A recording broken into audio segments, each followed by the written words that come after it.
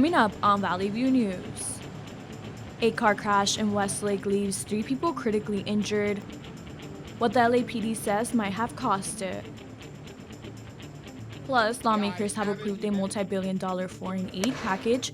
We have the details on what the money will be paying for. We know the urgency in Ukraine and in Israel. And Taylor Swift's new highly anticipated album is out. Are Swifties giving it a thumbs up? We have the answer. Hello and welcome to Valley View News. I'm Tashi Rios. And I'm Hugo Maldonado Garcia. A pedestrian is dead after being struck by a hit-and-run driver on 6th Street Bridge in Boyle Heights. Disturbing video shows the 32-year-old victim underneath a white sheet. Authorities say it happened early Saturday morning. First responders attempted to render medical aid, but the man died at the scene. Authorities are asking for the public's help to identify the hit-and-run driver and for more information on the vehicle. It's unclear if the driver was under the influence or speeding. The victim has not yet been identified. The identity of a woman who was found dead in a trash can in Sunland last week has been announced. Investigators say 32-year-old Heather Hawes' decomposing body was discovered in a bag stuffed inside a trash bin. Neighbors noticed the very distinctive smell and flies coming from within and called the police. Once officers opened it, they found Hawes' body.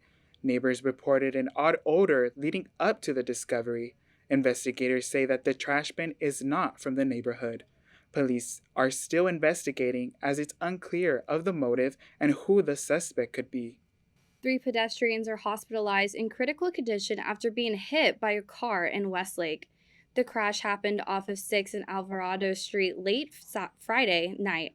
Authorities say 2 victims were taken to the hospital, one of them with a fractured skull. They appear to be 2 men and 1 woman between 45 and 65. The driver remained at the scene and is cooperating with investigators. The Los Angeles Police Department says no arrest was made as the incident is being considered a traffic collision. A window at CSUN's Manzanita Hall was vandalized. Police responded with the K-9 unit last Saturday and found a broken window leading to the Daily Sundial's editor-in-chief's office. Investigators say it doesn't appear as if anyone entered the office. Video shows shattered glass scattered inside and outside of the room. A large pipe was found inside the office, which appears to have been broken off by a larger piece. It's unclear where the pipe came from. The window is currently covered up with the wooded board. CSUN police is investigating a possible motive and no arrests have been made. In addition to the vandalism, many students have also had to deal with their property being stolen. Valley View News' Edward Siegel tells us about the recent rise in scooter thefts at CSUN. They are becoming an increasingly popular mode of transportation on campus. With their increased usage, they have become a target for thieves. Every day that I am on campus, I do ride my skateboard just because it's a big campus. People who ride scooters and skateboards like Andres Baron are trying to be more vigilant when locking them. Actually, right here, I usually carry a lock on me, if the camera can get that, because, they have, skateboard locks set up. A campus crime trend alert put out by CSUN's police services says that 10 e-scooters were stolen in April, and 6 were stolen between April 4th and April 11th. It's been a consistent issue since the beginning of the fall semester, actually. Some of the suspects were caught on CCTV footage around Maple Hall and Chaparral Hall. I don't think scooters take that much space. Emmanuel Mendoza is a CSUN student. He thinks it would be a good idea for the campus to tell students to bring smaller scooters so that they can bring them inside classrooms. I know some of them are foldable, so I think the foldable ones should stay in the classroom near where the students are at. This is the type of lock that could be easily cut by thieves. And CSUN's Department of Police Services recommends getting a hardened steel U-lock like this one to help secure your scooters, bicycles, and skateboards. Deputy Chief of Police Mark Benavides says thieves use burglary tools to steal scooters. So they're coming in with cutting devices, fence cutters, if you will, things like that. Then they're using those to cut the locks off the bicycles or the scooters. Benavides recommends registering your scooter with CSUN's police services so it can be traced back to you if stolen. Reporting from Northridge for Valley View News, I'm Edward Siegel. Thank you, Edward. At least 15 people were taken to the hospital after a studio tour tram crash at Universal Studios Hollywood.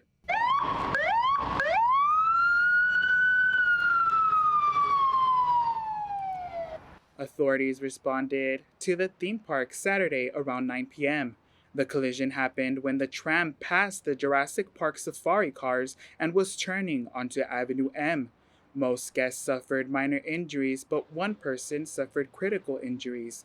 The studio tour is one of Universal's most popular attractions, running for an hour-long tour, and is celebrating its 60th anniversary this year. It is still unclear what caused the collision. Last month, Valley View News got the chance to interview Alex and Daisy De La Rosa, independent contractors who filled potholes in Compton on their spare time. Now they have received a cease and desist from the city. Valley View News' Matthew Bragula tells us what that means for the De La Rosas and how they plan to proceed. We first met them a few weeks ago, after they took it upon themselves to fix potholes that they say plagued Compton streets. We received a letter in the mail soon after we actually got to meet you. A letter from the city telling them to stop the unauthorized repairs and that there could be legal consequences, including fines, penalties, and potential liability for damages. A statement from the Compton City Manager's office say they've tried to reach out to the De La Rosas, but received no answer. Alex and Daisy say they were never called, even when their phone number was on their public social media.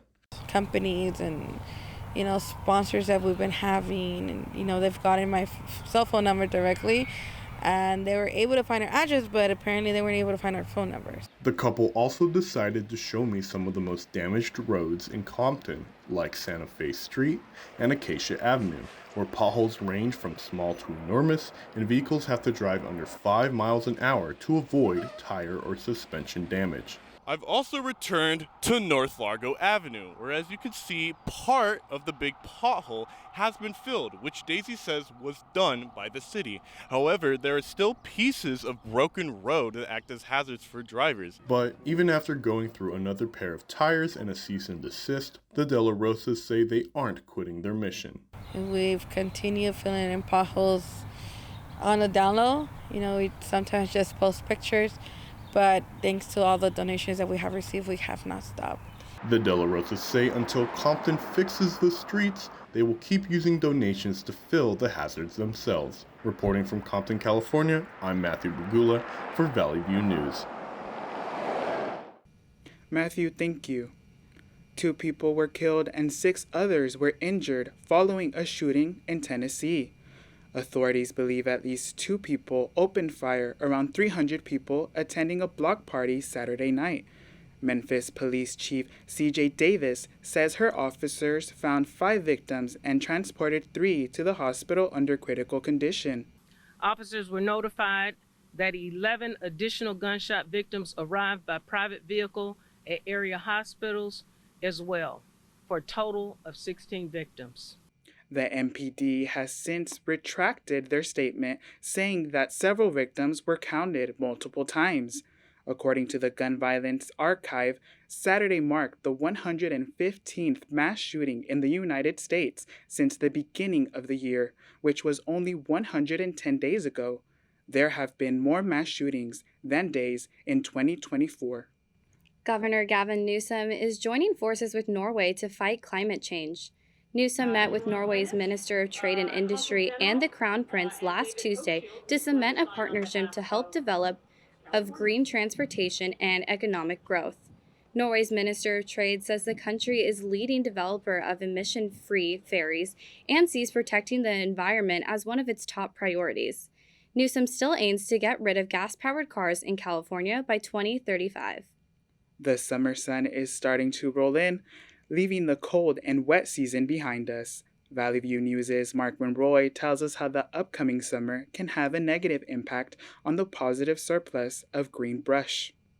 The recent rainstorm brought a lot of rain to the Santa Clarita area. In turn, that means more brush, which could dry out in the summer and increase the chances of a wildfire. This is the greenery of the Santa Clarita Mountains. Though it may seem like a beauty, fire officials say it could lead to bigger problems in the coming months. Definitely worry once you start seeing it brown. The beauty of the green is really cool because we don't really get that in California, but that is something to worry about, yeah. Once this river starts to dry up, that's when fire department says it should be time to prepare. The 2019 tick fire destroyed 22 buildings and displaced 4,000 people. Although Erica Lopez wasn't affected, her friends were. For them, it was more of a daily worry. Where is the fire going to shift to? Where is it going? Other friends in the area that were affected, their house was safe, and also the commute issues and transportation. While it can be a stressful time, the fire department does offer a plan of preparation. The Ready, Set, Go initiative is a plan set in place by the LA County Fire Department, and it outlines what people should do in case of a fire. Reporting for Valley View News, I'm Mark Monroy. Mark, thank you. The fire department offers a pamphlet at any one of its stations with more information being offered on the website. In other news, a man set himself on fire outside the New York courtroom where former President Donald Trump was hearing his case regarding the hush money trial. Police officials say Maxwell Azzarello was engulfed in flames. They say he traveled all the way from Florida and was in town to likely promote conspiracy theories. Witnesses claim they saw the man drench himself with gasoline, and it left many people disturbed. People then rushed over with a fire extinguisher. The man was taken to a hospital and is in critical condition. A legislation that could ban the social media app TikTok in the United States has now been approved. Officials say if the China-based owner doesn't sell its state within the year, the app will be banned. It comes as Democrats and Republicans voice concern over national security regarding the app's owner, which is a Chinese technology firm called ByteDance. The legislation passed a 360 to 58 vote and is now going to the Senate. If this legislation becomes a law, the company would have up to a year to find a buyer. The company might try to challenge the law in court and argue that the ban would deprive millions of American users to their First Amendment right. More to come on Valley View News. A Palestinian ambulance driver was killed over the weekend. What the Minister of Health is saying about the alleged planned attacks. And a NASCAR driver holds a new title this season. We'll tell you who, and we'll give you details on how he's using his platform.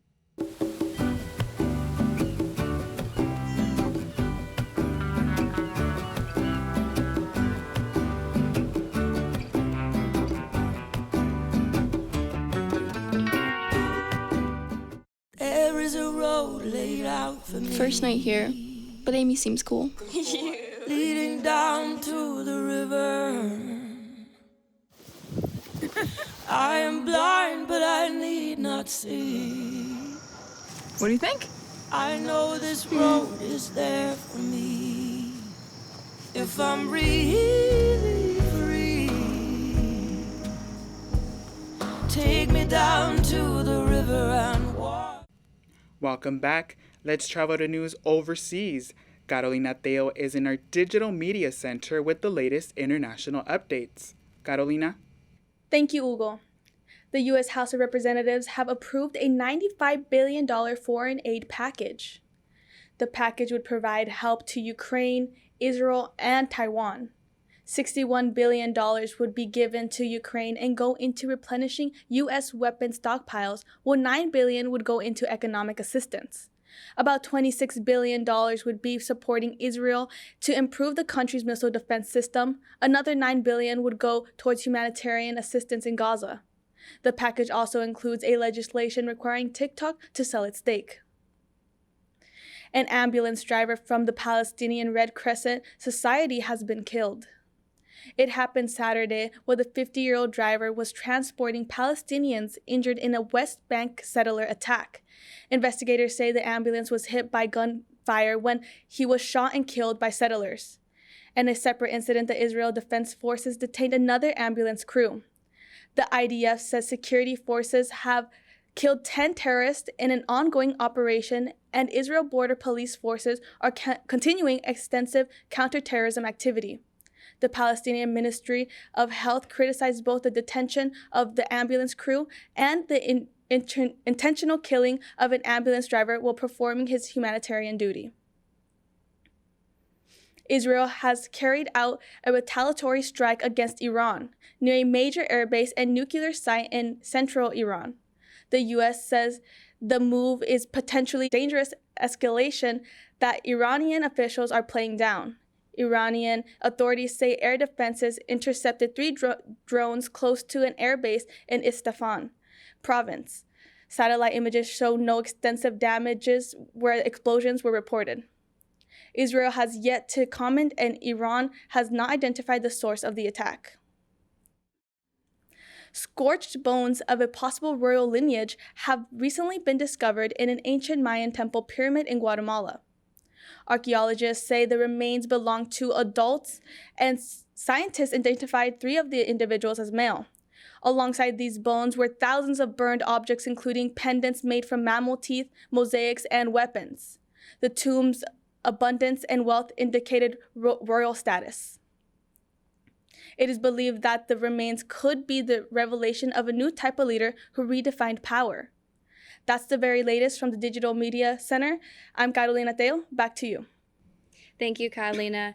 Back here at home, millions could get their student loan debt forgiven under California's new plan. Valley View News has a story on what borrowers need to know. The Biden administration will soon be wiping the debt clean for millions of Americans. The White House released the draft text of its revised student loan forgiveness plan, a plan that was rejected by the U.S. Supreme Court just last year. I think everyone has the right to come to school, and I know it's still going to help a lot of people. The new proposal hopes to forgive unpaid interest for Americans who now owe more on their loans than they originally borrowed. It targets specific loaners who are already eligible for debt cancellations under an existing government program but haven't yet applied. Those who have been in repayment for 20 years or longer on their undergraduate loans, or over 25 years on postgraduate loans, and especially those who are experiencing financial hardships. And a lot of these people, work paycheck to paycheck. They don't really have the chance to pay off these student loans. It's definitely not their first priority because they got to put food on the table. So at the end of the day, if it's still helping people, and a good majority of people too, I think that's the right thing to do. Like, there's some people who need the extra help, and they don't come from great families or great backgrounds. So I think that those people specifically need resources like aid and tuition. As of right now, the Biden administration is facing lawsuits from 18 states trying to block his student loan forgiveness plan. The public has until May 17th to comment. Once the feedback is reviewed, the plan will be pushed through sometime during the summer. This proposal is expected to start clearing debt for millions by this fall. Reporting in Northridge for Valley View News, I'm Carolina Tello. Thank you again, Carolina. For the first time ever, the United Auto Workers won the vote to unionize in a foreign-owned automaker in the South. Workers at a Volkswagen plant in Tennessee celebrated on Friday after a resounding 73% of voters elected to join the union following 2 failed attempts in 2014 and 2019. But Union President Shawn Fain is not stopping in Tennessee. The UAW is turning to 2 Mercedes-Benz plants in Alabama. The victory has inspired other organizations to join in good fight. The Association of Flight Attendants has begun collecting signatures to unionize against Atlanta-based Delta Airlines. Tesla's Cybertruck is being recalled because of accelerator pedal issues. After recalling 3,878 vehicles, it was found that they all shared a common manufacturing date between November 13, 2023 and April 4, 2024. The car giant says the issue came to their attention after receiving a customer complaint. The company is offering free replacements. Rev up your engines. CSUN hosted an EV car show to give car lovers an inside look into the future of transportation. Valley View News' Jasmine Kuza has the story. California State University Northridge is hosting its 3rd annual electric vehicle car show, showcasing the latest innovation in sustainable transportation. From sleek Turbo S's to powerful SUVs, all taking center stage at CSUN Sustainability Center for spectators to see. Porsche Woodland Hills was one of the exhibitors, unveiling their latest lineup. Its renowned luxury sports cars have made advancements with its commitment to high performance and eco-conscious style. One thing that the Taycan in Porsche does really well is being able to repeat performance and power. That's done with a magnetic synchronized motor. Car enthusiasts saw the company's newest models. Many of them even had a chance to test ride. Porsche and other car companies hope with its aesthetic cutting-edge design and colors, it will get people to transition to a cleaner vehicle option. So I think it's really cool and awesome that CSUN hosts events like these, especially to CSUN students, so we're able to, explore new renewable energy. Analytics and advisory company Gallup.com says about 4% of Americans currently own an EV as of last year. The Biden administration plans to issue climate regulations designed to ensure 67% of the nation will use all electric and hybrid vehicles by 2032. The road ahead is looking clean as many car companies are putting more effort into evolving their vehicles to meet the nation's goal of a cleaner environment. Reporting from Northridge for Valley View News, I'm Jasmine Kuza. Thank you, Jasmine. Two common substances found in many household items and drinking water systems have been designated as hazardous substances by the U.S. Environmental Protection Agency. The two substances, known as forever chemicals because they can last thousands of years, are thought to be in the blood of 98% of people on Earth. Studies have shown that both chemicals can cause cancer and birth defects. They are part of the class of chemicals known to help repel water and oil and were previously used in firefighting foam and Teflon, a product that gave pans their nonstick property. Designating them as hazardous substances will allow the EPA to be more active in removing them. The New York City Health Department say 3 people have had to get emergency care due to fake Botox injections. Those affected were 22 women between the ages of 25 and 59. NBC News reports that shots were given in their armpits, face, upper back, or neck, causing difficulty to breathe, swallowing, and other symptoms. Officials say that they do not recommend people getting injections done by friends or unregulated medical spas, especially if the prices are too good to be true. Taylor Swift's new songs are mostly about breakups and being heartbroken. Experts say listening to these songs might be good for your health. Psychologists believe that sharing an emotional connection to a song helps people feel less alone. The American Heart Association says broken heart syndrome is tied to depression and mental health and could lead to heart disease. Yet, experts explain that having a connection to someone, even an artist you've never met, can bring hope. Studies show that crying releases feel-good endorphins and can boost your mental health, while holding back emotions may affect your ability to have positive feelings. I don't know about you, Hugo, but I definitely believe in this study because I think music solves everything. You know what, I agree with you, Tashi, because sometimes you do need to cry in order to feel better. Yep, and Taylor Swift is the one to help you out with that.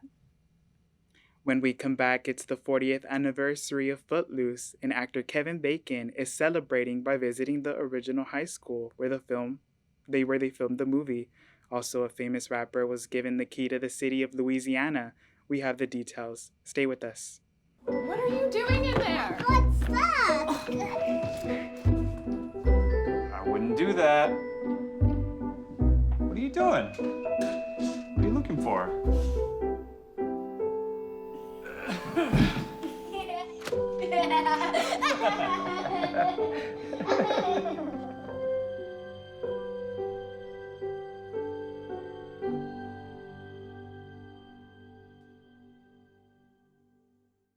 Welcome back. Swifties, make way for the new Taylor Swift album. Over the weekend, Swift dropped The Tortured Poets Department, plus a second edition titled The Tortured Poets Department, The Anthology. The 31-song album features collaborations with Post Malone and Florence and the Machine. Fans got together for listening parties where many critics are praising her in their reviews. Swift is not only taking over the charts, but also college. Colorado State University is creating a course for students to learn Spanish-speaking skills and her influence on the world. The class is being offered over the summer and is the first to use the pop star's influence to teach college students Spanish. Global artist known as 50 Cent was honored with the key to the city of Shreveport, Louisiana. The recognition also included naming April 18th as 50 Cent Day. The award comes after the rapper purchased Millennium Studios that was previously owned by the city. He says he will be taking management of the film and television company and will be changing its name to G-Unit Studios. Original Footloose star Kevin Bacon visited the Utah high school where the film took place. The film premiered in 1984, and Bacon returned to Payson High School for its 40th anniversary. Bacon visited the school after a social media campaign went viral. The Payson High School students used hashtag #BaconToPayson as an effort to get the actor to show up to their prom. In Footloose, Bacon portrayed a teenager who moves from Chicago to a small Midwestern town that has made rock music and dancing illegal. After giving a speech, Bacon visited his old locker he used while filming.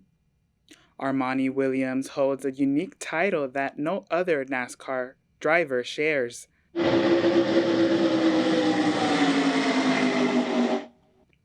He is the first driver that has publicly announced he has autism and has been trying to make a difference behind the wheel. Williams has competed in the Craftsman Truck Series and the ARCA Menard Series so far and is looking to find a full sponsorship to continue racing, this time in NASCAR's Xfinity. He still has not notched a win under his belt, but he hopes to change that. The Dodgers have dropped their third straight series, losing 2 of 3 games to the New York Mets. And he lines one into center field, a base hit. Alvarez around third. He's being waved home. It's bobbled by Pajes, and Alvarez scores easily. In the first game, the Mets took a 4-0 lead after 3 innings. They allowed the Dodgers to tie in the 6th, but scored 5 runs after to win 9-4. The second game was a lot closer, and the Mets got separation in the 6th inning when Starling Marte hit a 3-run home run to give them 6-4 win. In the third game, Shohei Ohtani homered in the 3rd inning to give the Dodgers a 2-0 lead, and a monster 8-run inning in the 5th gave them the 10-0 victory. The Dodgers will look to turn things around in their series at the Washington Nationals this week. Ryan Garcia defeated David Haney by decision, improving his record to 25 wins and 1 loss. Garcia dominated the latter end of the fight and knocked Haney down on 3 separate occasions. Even with the win, Garcia was not allowed to leave with the WBC junior welterweight title after he missed weight by about over 3 pounds. Disneyland isn't the only place where you can get your hands on this special Star Wars milk. For a limited time, Star Wars Kemp's Blue Milk will be in the fridges at local stores including Walmart and Target. The drink will have a vanilla flavor and has about 8 grams of protein per 8 fluid ounces. The blue drink is inspired from the beloved series, with its first appearance being in A New Hope in 1977. It is said to be made only from the outer planets and the fictional creatures known as banthas in the world of Star Wars. Hugo, have you ever tried this blue milk? You know what, Tashi? I have not, and I won't be because it does not look good, and also because I'm lactose intolerant. Okay, maybe you shouldn't, but I'll try it for you. That's all for us at Valley View News. I'm Tashi Rios. And I'm Hugo Maldonado Garcia. For more stories any time of the day, see our YouTube channel at Valley View News or on our Instagram page at Valley View News CSUN. Thanks for watching.